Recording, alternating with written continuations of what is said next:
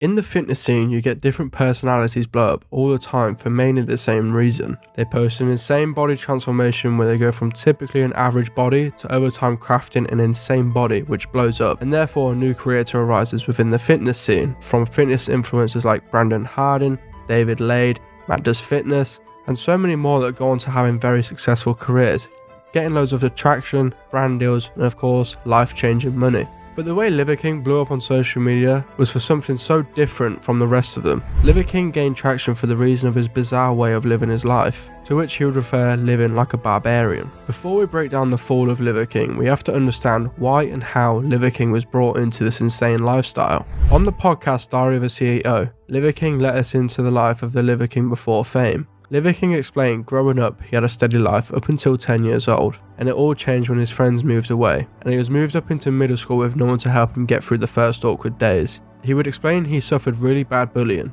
due to how different he was to everyone else. He was smaller than everyone else, more nimble than everyone else, and overall just a really shy kid that got taken advantage of by the bigger lads, unfortunately. Brother. And here's the thing, we had two friends up the street, best friends, Chris and Aaron, and they were everything. You know, going to play sports, go and hang out with these guys, go and skateboarding. It just seemed like every day was full of activity. And you said describe it up to 10. That was about 10. It's interesting that you said describe it up to 10 because I would say just to about 10, life was incredible. It was like perfect. Everything. I mean, just like every day was full of laughter, no responsibility, you know, falling off the skateboard, getting banged up, you know, and back then, you know, you could take your skateboard anywhere. You know, my mom would let us go to the movies, you know, on the skateboard. And so growing up, I just remember these were just up to about 10. It was just filled with so much joy. Yeah. And then after 10? Yeah. So it's almost like it all switched overnight. So the friends that we had up the street, they moved to another town. And then I went from elementary school to middle school. And I would say this is when my first rite of passage really took place. It was like a living fucking hell. I was the only one of my kind in middle school. I was undersized, I was tiny, I was just a little guy. I knew I looked funny, and I got the shit kicked out of me every single day. Well, it all changed when he started to go gym. He started to fit in with the kids around school. But as he started to get more comfortable with his surroundings, his mum would make the decision to move his school. Going into high school, he didn't have the drama like he did in middle school, because he explained he already gone through it once, so he knew how to handle it a second time. And eventually I got strong, and I looked strong, and I figured out a way out of this hellhole. I figured out how to kind of blend in. I figured out how to get some respect. I'm about 14 at this point. And at this point, I got both my ears pierced twice. I got my hair slicked back. I'm wearing the baggy jeans. I got the bomber jacket on. I'm kind of fitted in a little bit. I kind of figured that out. And my mom moved me. She moved us because the high school that the middle school fed to was more of the same, actually even worse. And so she moved me to a predominantly Caucasian place that was more like me, but I had just figured out how to fit in with a different demographic. And I'm thinking, I go to high school and I'm like, oh my God, not all over again. You know, everyone's wearing tight pants now. Nobody has their hair slicked back. Nobody has an earring in their ear. But you know what, like I had known, I figured this out before, you know, and I'll figure this out again. But as he grew older, he found his true self, and he explained he found and unleashed his inner barbarian. That ate Brian Johnson, and since then has followed the 9 ancestral tenets and lived the way he does today. But the reason he eats the way he does now is for a completely different reason to which anyone would ever guess. His son Rad was diagnosed with pandas, which in a nutshell means that pandas occurs when your child's immune system produces antibodies to fight the bacteria that cause the strep infection, but the antibodies may also mistakenly attack healthy cells in other tissues. Because the cells mimic those of the strep infection, some believe that the antibodies affect tissues in your child's brain, leading to the psychological and neurological symptoms sometimes reported. And he explained that he was losing his son to this disease, and his doctors and the medical help weren't helping much with the diagnostics to cure him. And one day, after trying everything they possibly could, they decided to try and change up his diet, which is a regular diet like the rest of us, where he was eating chocolate, crisps, etc., and would change it instantly to raw liver, raw meat, and all sorts what they eat now. And he claimed that when they made this change, this cured Rad of his disease, and since then eat the way they do to help Rad. He lost his mind. There's something called PANDAS. It stands for Pediatric Autoimmune Neurological Disorder, something like that. And it basically is like the manifestation of like these obsessive thoughts, and you can't stop thinking about these obsessive thoughts. It just takes over you. And, we've already been living this lifestyle. The only thing that we really needed to fix, I don't know if you've heard of Paul Saladino. He's a carnivore MD. He's an incredible friend. And I said, hey man, what's going on? What's going on here? And he said, oh my God, you guys are still eating 100% cacao chocolate and raw honey every day. Take that out of his diet. Take that out. And that's the only thing he really wanted to eat. So we took it out. He didn't really want to eat for a couple of days. By default, he didn't want to eat anything because this is like the only thing he was wanting to eat at the time. He would eat a little of the other stuff because we forced him to. But, he by default, he pretty much fasted for a couple of days. And then he would eat because he got hungry enough. So he was eating the food that we would give him, his nose to tail meats and stuff. And he got better. As I mentioned, Liver King follows by the 9 ancestral tenets, but what are they? Connecting with the earth almost 24/7, 365. This is one of them, right? And so it's sleep, eat, move, shield, connect, cold, sun, fight, bond, right? This is what he lives by day to day, and this is what he says for his audience to do so, and claims that it is life-changing, which is why you always see him walking barefoot on the ground, without his top on, never brushing his teeth, and whatever else it may be. Liver King's rise to fame may have been an accident, or planned, but the Liver King always said he never wanted his life to be public, but explained he constantly had guests that came around his house, and he said that they constantly would tell him to try out the social media game, because the way they live is so bizarre and interesting that it was bound to catch some sort of attention. He explained that he was reluctant to the idea of doing so because he said that he was rich and anonymous, to which he explained that he was earning $100 million a year, and was also living the life that he dreamed of living. He'd also explained the second he became non-anonymous is a time where not so great things come along with it. Like the situation, he explained that he was out one time with his kids and wife bonding, and he would constantly get interrupted by fans that wanted pictures, and ultimately would interrupt his quality time with his family, just because they wanted a hello and whatever else it may be. But he claimed the reason he started on social media was for 3 main reasons.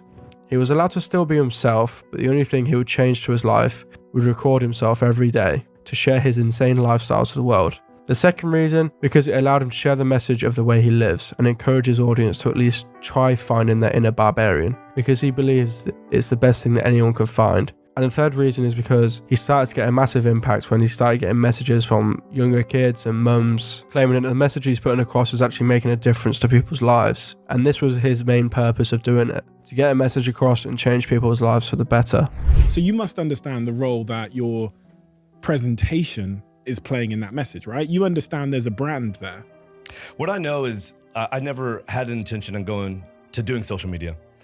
People would come over to my house and say, Liver King, you gotta get on social media. The way that you guys live, you don't even have to change anything about your life. Do what you do, all you gotta do is record what you do every day.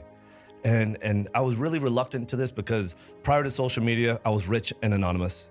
And now I'm still rich, but I'm no longer anonymous. And there's a lot of stuff that comes with not being anonymous that are not favorable things. Like anytime I'm out with my kids and people want to talk to Liver King, and now there's a line of people that want to talk and take pictures, and my kids are right here, right? And I'm here to hang out with my kids and Liver Queen. So prior to social media, this is how I lived. After social media, this is how, and I said, fuck it, we'll do it.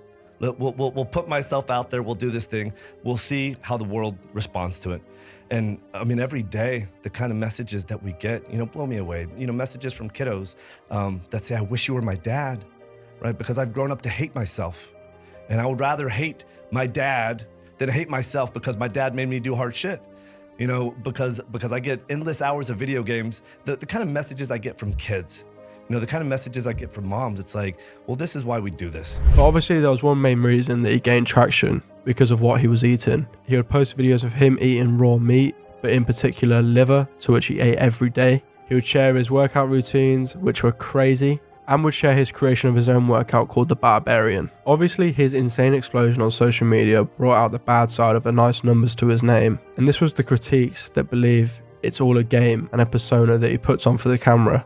The liver he eats, he gets comments saying that he spat it out after the camera shut off, that his diet and the way he trains is the reason he's so big, but people said it was all steroids. This moment arose when Joe Rogan on his podcast would slam Liver King and accuse him of being on steroids, also certain to his claim of it. Liver King hit back to this on the Diary of the CEO, and would say that he was on cloud 9 when Joe would speak about such a thing and would claim that he was on steroids. Joe Rogan criticized you, which I know you know about because I've heard you talk about that before. Joe Rogan's a big person in terms of his platform is big. How did that feel when he said, he alluded that you're on steroids or something like that? Yeah. How did that feel? Oh, cloud 9. Really? I've entered his ecosystem. Joe Rogan is talking about Liver King. In result, he would deny the fact he was on any type of steroids. Just want to have the opportunity to have a face-to-face conversation with him about it, because I think at the end of the day, if you say he's got an ass full of steroids, I think invariably some people want to look like Liver King. They want to look like me. And what you're saying is you got to do that if you want to look like him. And number one, I don't do it.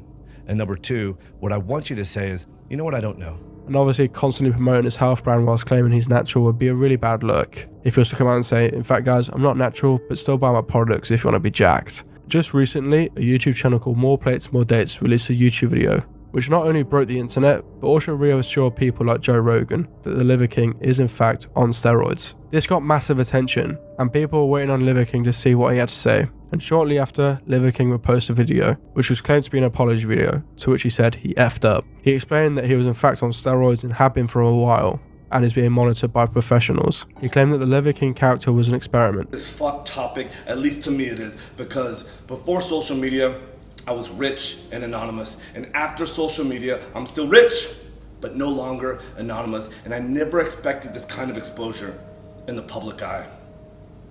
It's been tricky as fuck to navigate. Well, clearly I did it wrong, and I'm here now to set the record straight. Yes, I've done steroids, and yes, I am on steroids, monitored and managed by a trained hormone clinician. Liver King, the public figure, was an experiment to spread the message, to bring awareness to the 4,000 people a day who kill themselves, the 80,000 people a day that try to kill themselves. Our people are hurting at record rates with depression, autoimmune, anxiety, infertility, low ambition in life. And would continue to break down what he had used in the past and what he is currently using. But obviously this came to no one's surprise because people already had their suspicion on his growth and whether it was natural or not. Comments saying, the fact people believed he was natty at all is mind-boggling. Crazy how there were brain-dead people that believed this was natural. But during the video, he would explain that the video isn't to save his Liver King brand. Supposedly, all of his brands were succeeding before fame and before the leak. And during the video, he claimed that he was still rich, and this didn't sit well with anyone at all. Just like his comment says it all. I'm glad he mentioned he was rich multiple times. I feel better about all of this. Now, whether this will be the end of Liver King, I would doubt it, but this will certainly hinder any future progression in numbers for a fair while. After all, he did claim for so long that he had never touched steroids, and never would, because he wanted to be a role model and be a figure to show people that they could have a physique like his.